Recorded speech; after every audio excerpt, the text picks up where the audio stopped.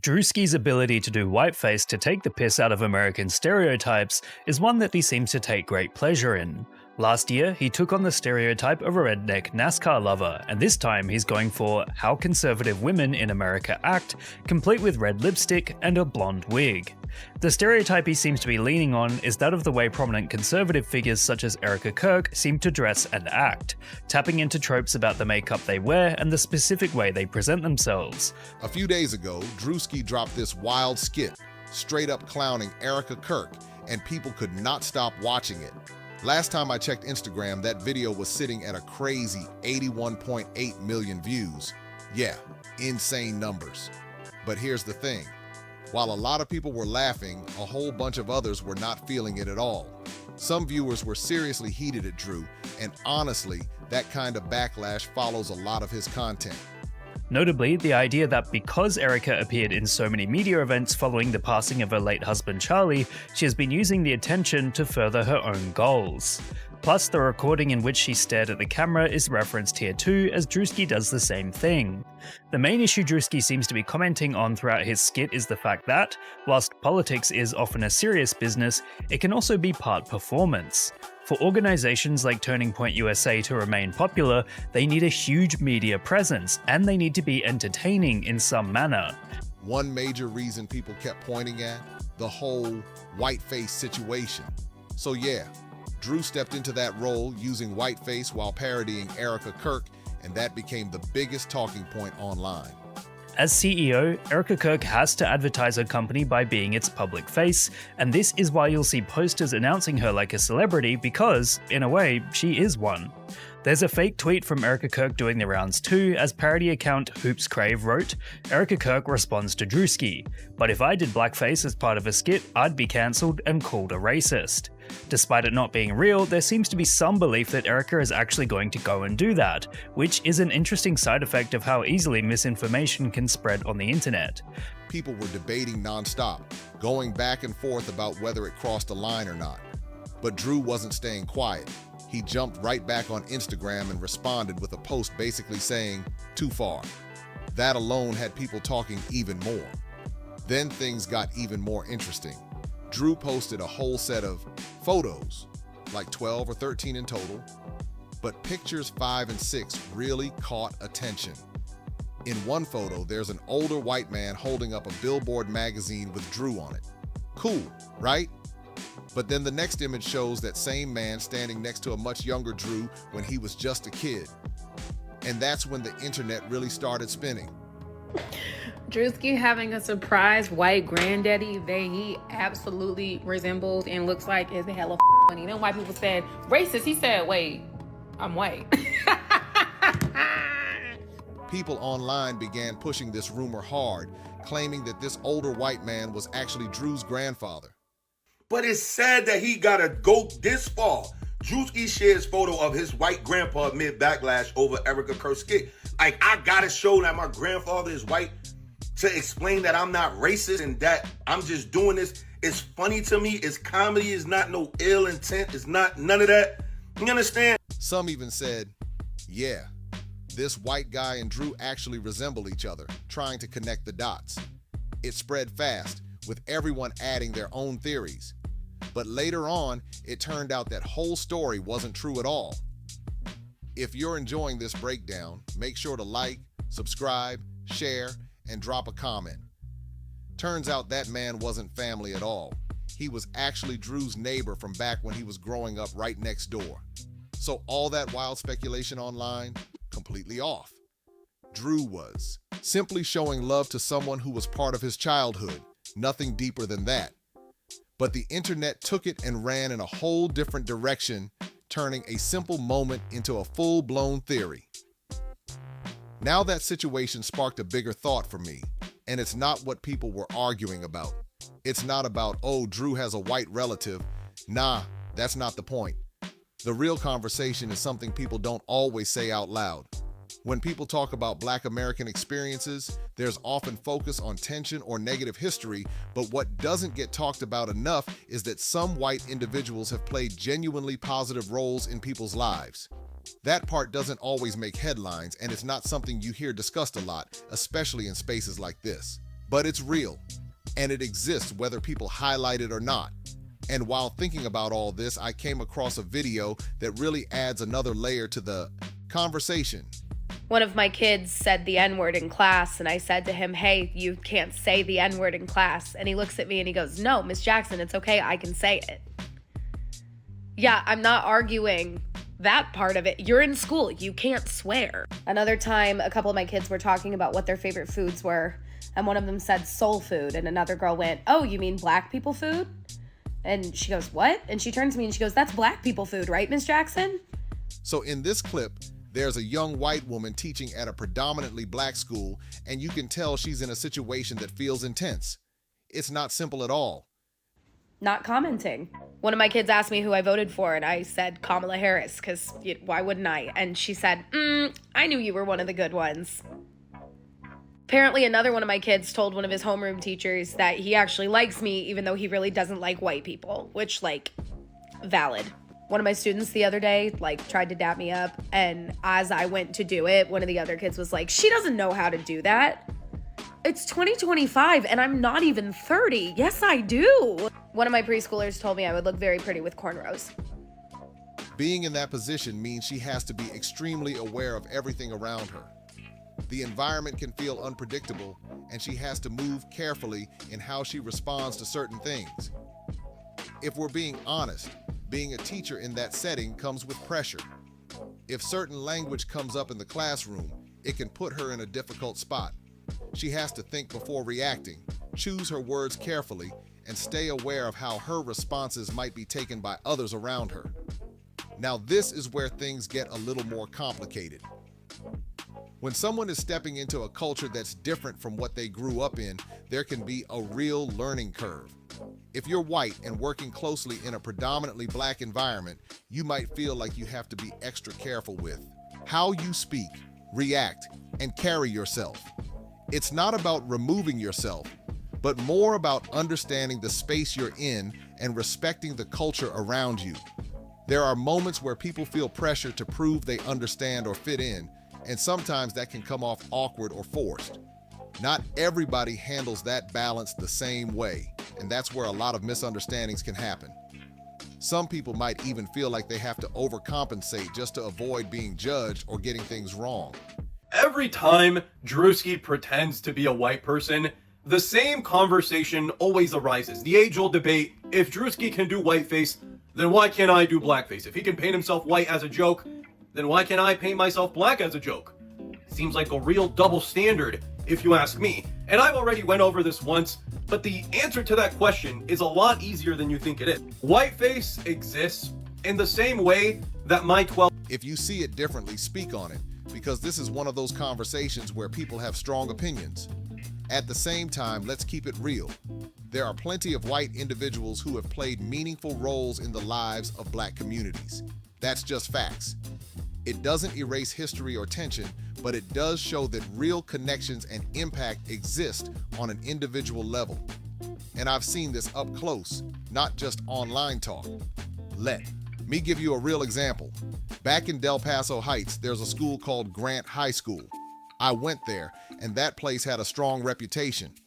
One name that stood out was Coach Mike Alberghini. This guy wasn't just any coach, he was known across Sacramento. He came up through the local system, went to Sacramento State, and built a name as a top-tier baseball coach, but a lot of people really knew him as the football coach at Grant. Now here's the part people don't always highlight. In theory, both of these things are very real. In actuality, it's a lot smaller than it might seem. What I'm trying to say is that whiteface and blackface are not comparable because only one of them has a historical context tied behind it, that being blackface. It was used as a tool to dehumanize people, as a means of upholding a racial hierarchy that keeps one group at the top and another way, way down at the bottom. It wasn't just for the sake of comedy, it was also used to reinforce the fact that a group of people... Coaching in that environment wasn't easy. He faced heavy criticism, got called out, and dealt with serious pressure from people around the community. Parents challenged him, people questioned him, and yeah, it got intense at times. But through all of that, he didn't walk away. He stayed 10 toes down and kept showing up. He stayed at Grant High School for over 53 years. That's not a short run. That's a lifetime of showing up, putting in work, and being part of generations of students' lives. He passed away in 2025, and his impact is still being felt. And this is something a lot of people in the community already understand, even if it doesn't always get said out loud. Now bringing it back to Drew, because this all connects. There's a strong chance that white individuals have played positive roles in his life too. Not every white person is racist, and that's just reality. Were subhumans. They were inferior to us. They don't deserve equality, and that's why it's okay to mock their features and just mock them in general. Whiteface does not have any of that. So even though both of these two terms, right, whiteface and blackface, they exist in a literal sense, only one of them is actually real, and that would be blackface. And the thing is, Drewski is offensive by design. That is his brand. In every single one of his videos, he's punching at a demographic of people, and that's why he's so popular, because people like his offensive jokes. So when you ask me... So when Drew posted that photo with his old neighbor, it wasn't random. It was him showing, look, my experiences are bigger than what you're trying to label me as. People tried to twist it into something else, but the message was pretty clear. Just because someone jokes, makes content, or doesn't constantly speak on certain relationships doesn't mean those positive connections don't exist. Life is more layered than the internet makes it seem. And I'll say this from personal experience too. I don't even have a photo anymore, but one of the people who had a major impact on my life was Dr. Patrick Brown. This was after I hit my early 20s trying to figure things out and push forward. He was running the UC Berkeley Post-Bac program, which was designed to help students who didn't initially qualify for medical school get another shot. I was the only Black American in that program, and it wasn't easy at all. I was driving from Sacramento to UC Berkeley twice a week just to stay in it and chase that opportunity. That kind of commitment, that kind of pressure, it was real. But having someone like him in that position, opening doors and guiding the process, made a huge difference in where I was headed. Dr. Patrick Brown gave me a shot that nobody else did. Not even people in my own community stepped up the way he did at that time. He looked me straight in the eye and said, "Son, you need to be a man. It's time for you to complete this program. Step up. If you want to put in the effort, I'm gonna help you. But you're gonna have to want this for yourself." That wasn't just talk. That moment hit different. And back in 2010, that conversation changed the entire direction of my life. Now, I don't even know where he is today. I haven't heard from him in years. I don't know if he's still teaching, if he went back to the University of Virginia, or what path he took after that. Life moved fast, and sometimes you lose track of people who played major roles in your journey. But what I do know is this: his impact never left. And this is the bigger point people don't always want to say out loud. There are real situations where Black individuals have received meaningful support from white individuals, especially in moments where others couldn't step in or didn't.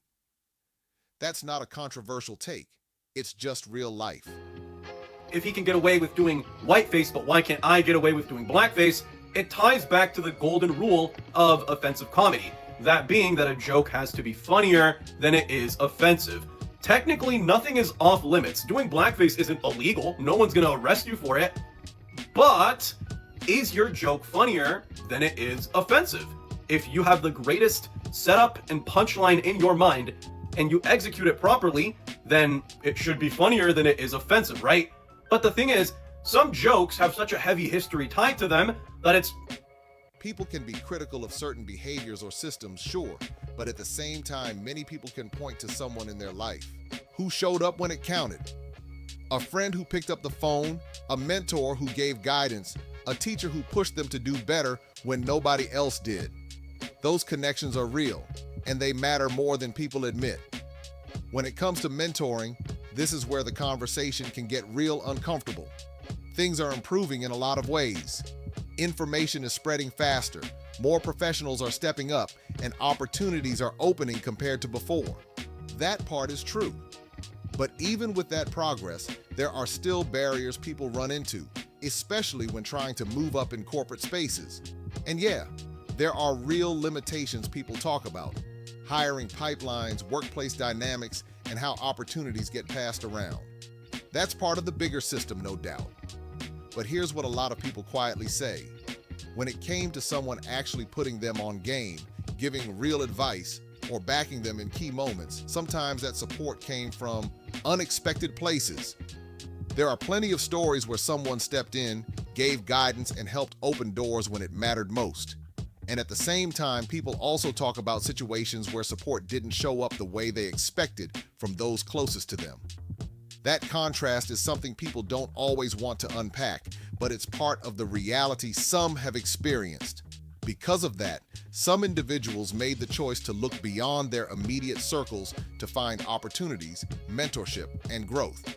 Not out of rejection, but out of necessity, going where the support and resources were available. And that shift changed a lot of trajectories. And when it comes down to confidence, sometimes all it takes is one person to say, "You can do this," and actually mean it. Almost virtually impossible to make it funnier than it would be offensive, and blackface falls into that category. But a good rule of thumb for any offensive joke ever is that you can get away with it as long as you make the people who are supposed to be angry at you laugh, right? Offensive jokes are a very staple part of a comedian's toolkit. They've been used for a very long time. The only question is, are you smart enough? Is your delivery good enough to pull off what you're trying to do?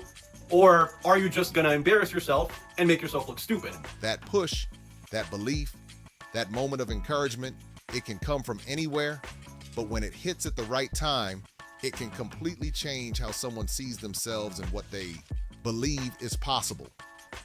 You can be somebody. Why can't you do it? That kind of message hits deep when it comes at the right time. Just look at Mike Tyson and his first coach, Cus D'Amato. Once Cus passed, Tyson was never quite the same. You could see the difference. Or even Teddy Atlas. Those mentor relationships mattered more than people realize. That kind of guidance can shape everything. And that's really what this bigger conversation is about. It's not something that always gets talked about openly, and yeah, this might be going further than what's usually discussed here, but it's real. These moments, these connections, they leave a lasting impact whether people acknowledge it publicly or not. So for those individuals who stepped in and made a difference in someone's life, you already know who you are. The ones who gave advice, pushed someone to do better, or believed in them when it counted most. That kind of support doesn't get forgotten. And honestly, that appreciation runs deep. Because just like Drew remembered those moments from his past, people carry those words and experiences with them for life. That influence sticks, and it shows up in ways people don't always see. You're talented. You can do this. You can do that. That kind of encouragement can change everything when you hear it at the right time. But let's be real. Sometimes growing up, not everyone hears that consistently. Some people hear the opposite. You're not gonna be anything, or you can't do this or that. Those words stick too, and they can either slow you down or push you to prove something bigger. When I was younger, I was in programs like MISA, focused on math, science, and engineering, and also in GATE for gifted and talented students. That's where things started to click for me. That's where people began to recognize ability and potential. And a lot of times, the ones pointing that out, the ones pushing students to go further, were educators who really paid attention and took the time to guide. And teaching in any environment comes with challenges. Working with students from different backgrounds, dealing with real-life struggles, and trying to uplift people at the same time, that's not something you can fake or take lightly. It takes patience, awareness, and a real commitment to helping others grow. At the end of the day, what Drew did was highlight something simple but powerful. People's lives are shaped by all kinds of influences, and not everything fits into the boxes the internet tries to create. There's more nuance, more real stories, and more truth behind it all than people give credit for. If you made it this far, tap in, like, subscribe, share this video, and drop a comment with your thoughts.